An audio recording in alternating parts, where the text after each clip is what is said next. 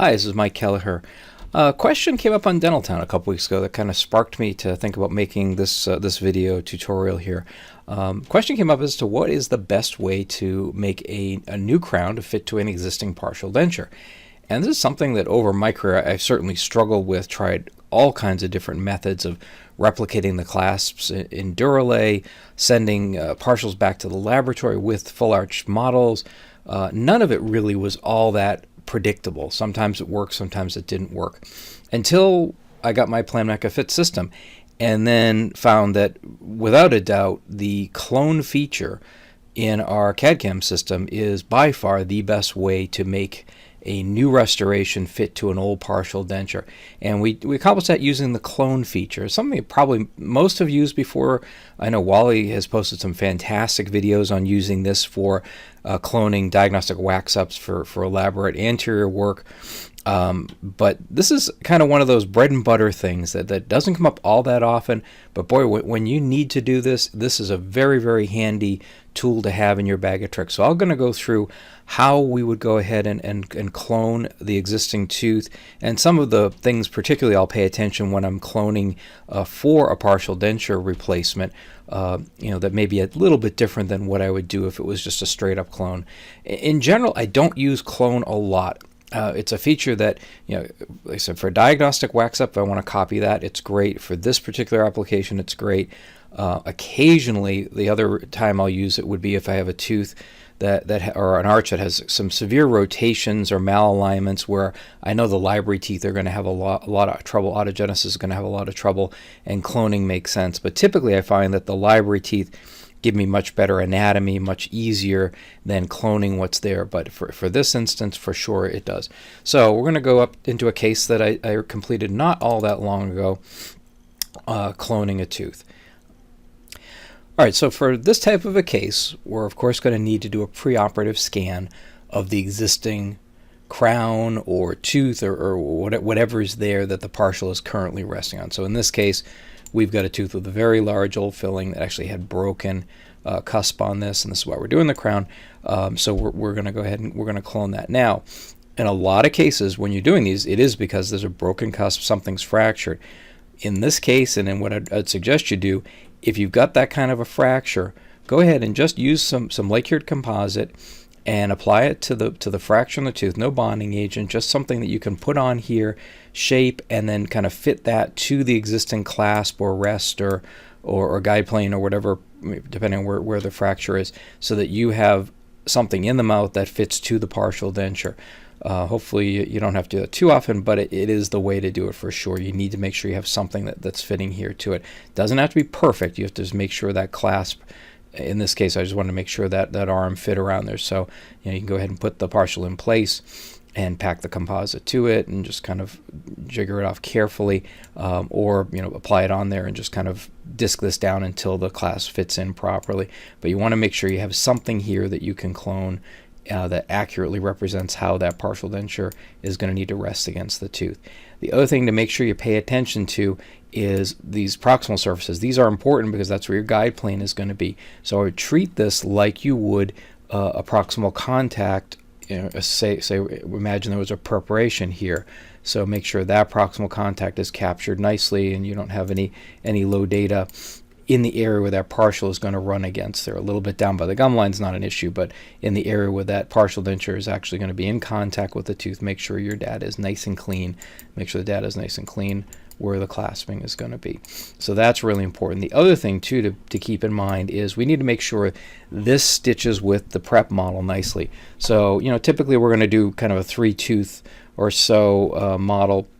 In a case for partial denture, when we have edentulous spots like we have here, I'm going to make sure I capture a couple of additional teeth so that I give the software plenty of common points to be able to stitch the models to. So we've got an extra tooth or two here to make sure that happens. Now also I'm going to capture this preoperative scan and also the lower, the opposing in this case is the lower scan while the patient's waiting to get numb, so we can save ourselves a little time and be a little more efficient. And what we're going to be looking for is, just like you have your buccal bite alignment here, you'll see a clone alignment.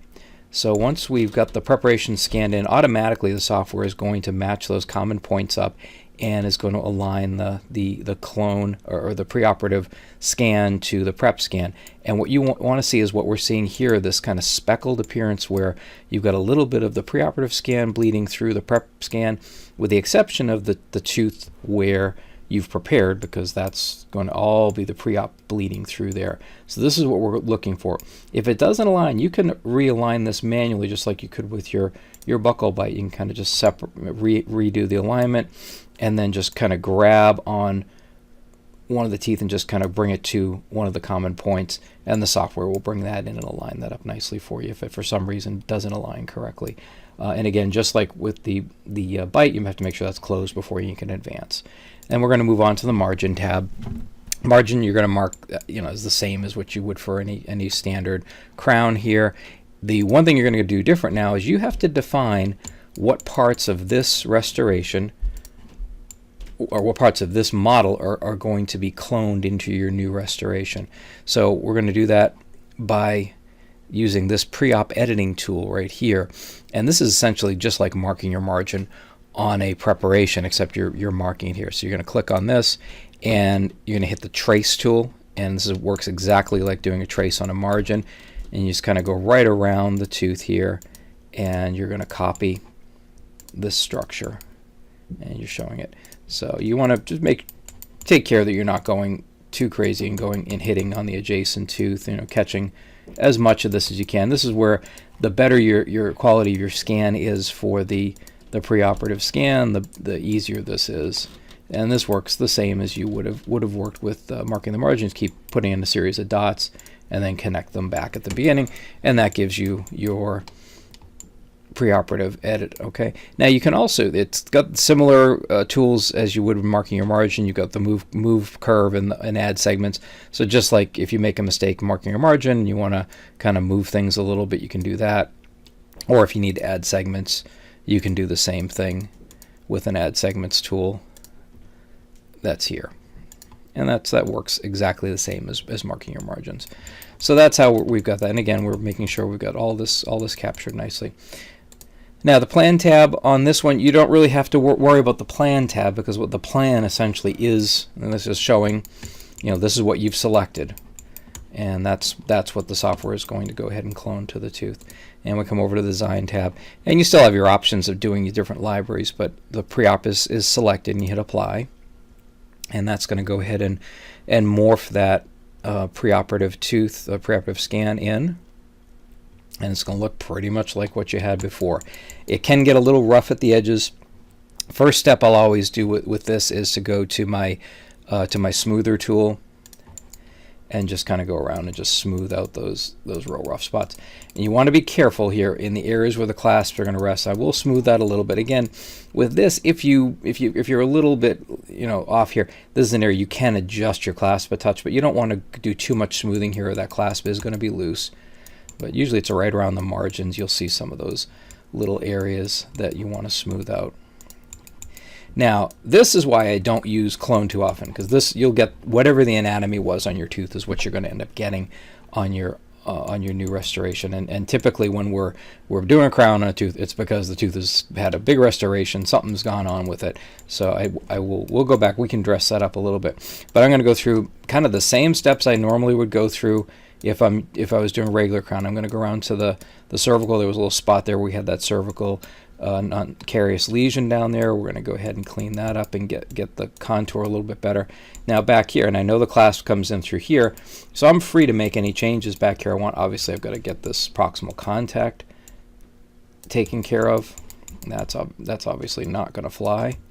So same techniques I would use on a regular crown here, closing it from below the contact, and then I will bring this up, and I'm gonna go ahead and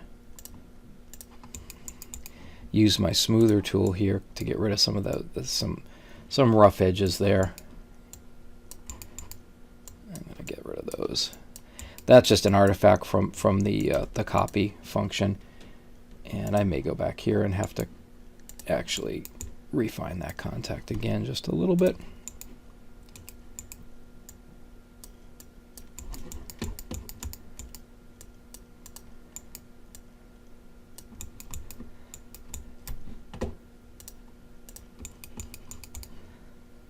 And that's pretty close, just a little bit of tweak to that. Now we've got a good contact.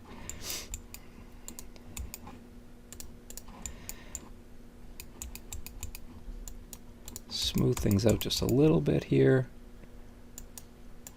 Again, being careful I don't get into the guide plane. Now, you can go ahead here, and obviously you don't want to touch any of the anatomy in here because that's where your rest seat is. You can, though, go ahead and add some anatomy. In terms of your bite, I mean, the clone should be pretty accurate. It is showing some high bite here, and I will tend to adjust this back just to be on the safe side. But usually clone is pretty accurate, even if this is showing it as a little bit high. I kind of will tend to trust that the clone feature is accurate, and I'm not going to do a lot of bite adjusting. I'm certainly not going to touch anything up in front here, so I'm going to probably just leave that as is. Now what I will do, though, is, even though the patient's never going to see this, the only one's ever going to see this is me, is I will go ahead and add a little bit of anatomy into the back part of this crown. So I'll hit the define feature, and with define feature you can deepen grooves, and so this again works kind of like trace. You're going to kind of click, and what you want to make sure you do with this is don't really do this in complete straight lines. You want to kind of do things a little ragged and jagged, because nature does not make straight lines. And then we'll just bring that down to the gingival a little bit.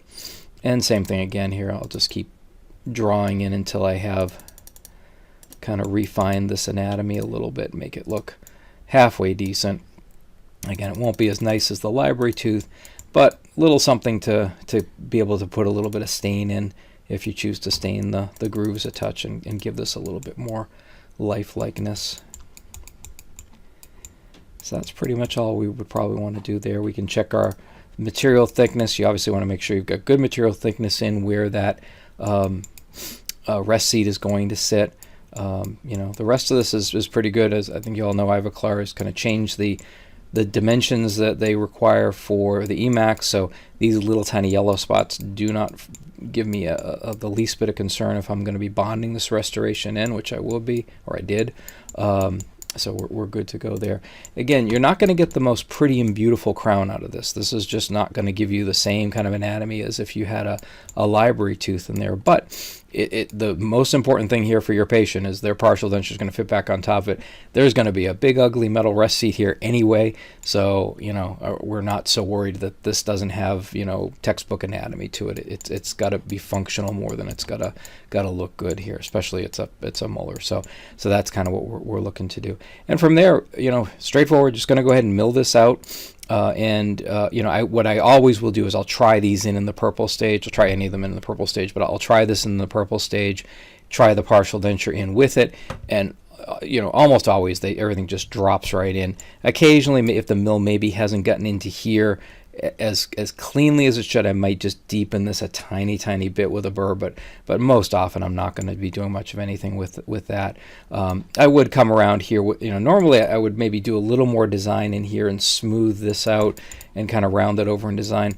I don't want to inadvertently, though, work this area and have the clasp not fit. So what I'll choose to do instead is to, in the purple state, just take a barrel-shaped medium diamond and just kind of round over all around the edges here with that, leaving this intact, but just on these line angles up in here, smooth that down a little bit just to give that a little better contour. But I don't want to do too much of that here because the smoother tool, if you use it in its big form, I worry about digging into this. If you use it smaller, I think I would take too much away. So this is one of those things that's actually easier to deal with post-mill than it is to deal with it in the design. So anyway, so that's a pretty quick look at how to go about these kinds of cases. I think that if you haven't done one of these, next time you have a patient with a tooth that has a partial sitting on top of it and needs a crown, give it a try. I think you'll be really impressed with how well everything fits and how easy it is to get this to work out. You know, and then, you know, for other situations, this clone feature can be very good. Like I said, if you've got a tooth with a really severe rotation and you know the autogenesis is going to have a hard time with it, and maybe there's an existing crown on there that the anatomy is pretty nice, you can go ahead and do the same thing and clone it into the design. It does make life a little bit easier for you. So one of those little things to have in your bag of tricks that I think everybody finds helpful from time to time. Not something you'll use every day, but absolutely something that when you need it, this is a really, really helpful thing to be able to do, and the CAD/CAM system makes this so much easier. So I hope everybody found this helpful and pulled a few little tips out of here. Thank you for watching.